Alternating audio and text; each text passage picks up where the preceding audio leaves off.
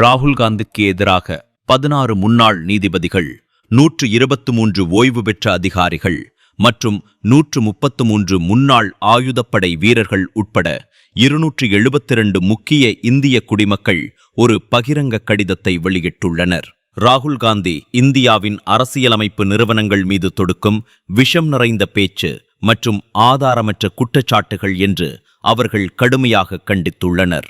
தேசிய அரசியலமைப்பு அதிகாரங்கள் மீதான தாக்குதல் என்ற தலைப்பில் உள்ள இந்த கடிதம் மிக உயர்ந்த ஆட்சி மட்டங்களில் பணியாற்றிய புகழ்பெற்ற தனிநபர்கள் அரசியல் உள்நோக்கம் கொண்டதாக கருதும் தாக்குதல்களுக்கு எதிராக முன்வந்திருக்கும் ஒரு முக்கியமான தருணத்தை குறிக்கிறது. ராகுல் காந்தியின் வாக்கு திருட்டு மற்றும் தேர்தல் மோசடி குறித்த தொடர்ச்சியான கூற்றுக்களே இவர்களின் விமர்சனத்தின் மையமாக உள்ளது. தன்னிடம் 100% ஆதாரம் இருப்பதாக பலமுறை கூறியிருந்த போதிலும் அந்த குற்றச்சாட்டுக்களை சட்டரீதியாக நிரூபிக்க அவர் ஒரு ஒற்றை பிரமாண பத்திரத்தை கூட சமர்ப்பிக்கவில்லை என்று கையெழுத்திட்டவர்கள் சுட்டிக்காட்டுகின்றனர். இந்த சட்டரீதியான பொறுப்பு கூறும் நடவடிக்கையை எடுக்க ராகுல் காந்தி மறுப்பது அவரது குற்றச்சாட்டுக்களின் நம்பகத்தன்மை குறித்து கேள்விகளை எழுப்புகிறது என்று கடிதம் வாதிடுகிறது. தேர்தல் ஆணையம் அவரிடம் கையொப்பமிட்ட அறிவிப்பு அல்லது உண்மையான ஆதாரங்களை சமர்ப்பிக்குமாறு அதிகாரப்பூர்வ நோட்டீஸ்களை வழங்கியும் அவர் அதை கடைபிடிக்கவில்லை என்பதையும் கடிதம் குறிப்பிடுகிறது. இந்திய ஆயுதப்படைகள் மற்றும் நீதித்துறை மீதும் சந்தேகங்களை எழுப்ப முன்பு முயற்சிகள் மேற்கொள்ளப்பட்டன என்றும் தற்போது தேர்தல் ஆணையம் சமீபத்திய இலக்காகியுள்ளது என்றும் அவர்கள் சுட்டிக்காட்டுகின்றனர்.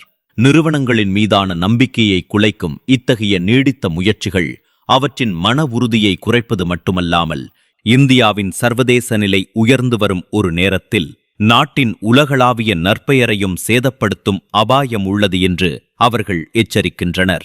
இந்த கடிதத்தின் கையெழுத்திட்டவர்களின் அந்தஸ்து இதற்கு அதிக முக்கியத்துவத்தை அளிக்கிறது. இவர்களின் ஒருங்கிணைந்த பதில் அரசியல் பேச்சு வேண்டுமென்றே தவறான தகவல்களை தெரிவிக்கும் எல்லைக்குள் நுழைந்துவிட்டது என்ற பரவலான கவலையை குறிக்கிறது. விமர்சனம் ஒரு ஜனநாயக உரிமை என்றாலும் எந்த ஆதாரமும் அல்லது முறையான ஆவணங்களும் இல்லாமல் மீண்டும் மீண்டும் குற்றம் சாட்டுவது நிறுவனங்களின் நம்பகத்தன்மை மீதான தாக்குதலுக்குச் சமம் என்று அவர்கள் வலியுறுத்துகின்றனர்.